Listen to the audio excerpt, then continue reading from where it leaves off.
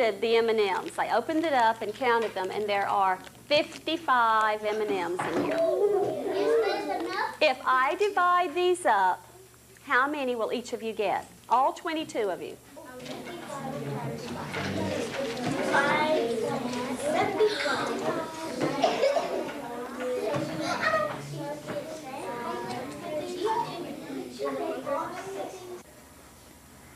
This videotape is the third in a series showing teachers encouraging children to reinvent arithmetic.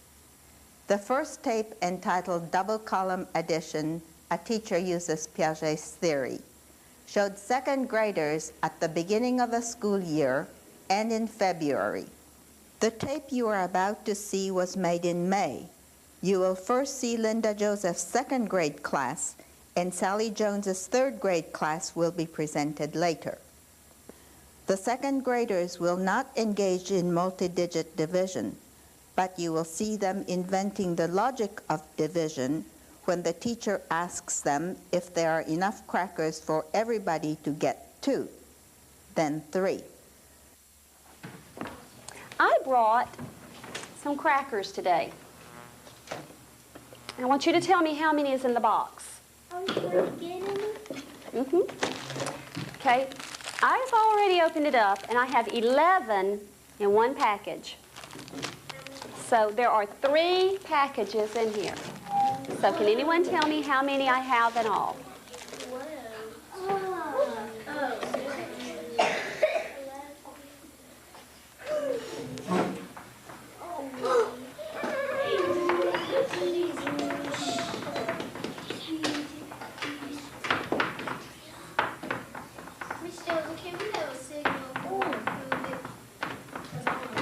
Just let you know.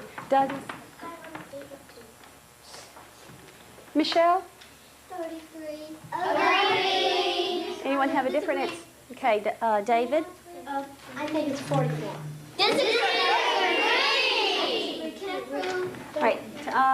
David, why do you think there's 44? Well, because if you take 11 once, if you add 11 to another 11, that's 22.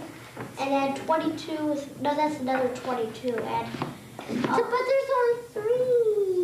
There's only 3 packages. Not 4. If there was 4, it would be 44. If there was 4, I would bet there was 44. 10, 20. There's 3 packages. All right, Joanna? Okay, there's 3 packages, and 10 threes is 30, and you have 3 ones, and that's 33. What do you think, David? 30. I think that's right. You think that's right? All right. Do I have enough in this package for everybody to have one? Yes.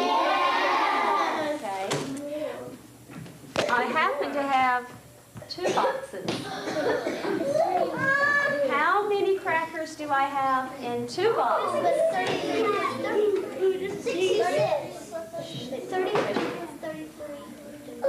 33 is my favorite number. I already had it. Number 3. Coltrell? 66. How did you know that? Well, 3. Well, you had. Well, you had. Technically 3 packages. No, 6 packages, and they all had 11 in there. So I counted 33 and 33 makes 66. Okay, Courtney? Well, there's 3 packages in each box, and there was 11 in each one. So, I did 10, I did 6 11s. So I did 6 10s, so that would be 60. And you have 6 1s, so that would be 66.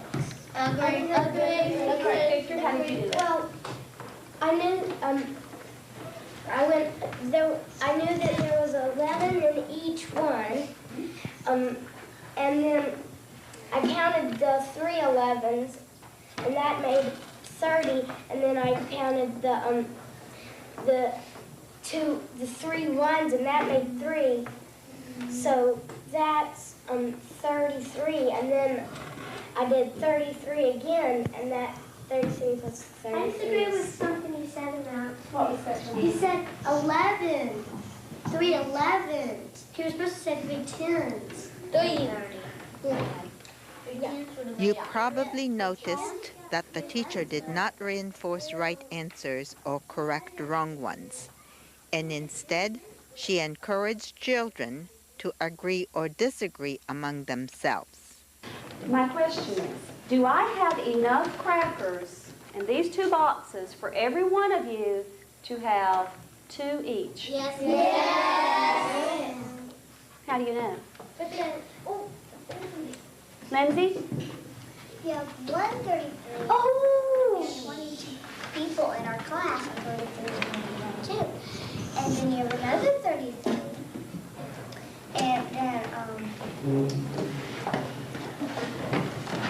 that's just the same as the last one. And then you still have some extras left. 33 also. Right, Katie? There's 22 people in our class. And so 22 plus 22 equals 44, and we have more than 44 so we have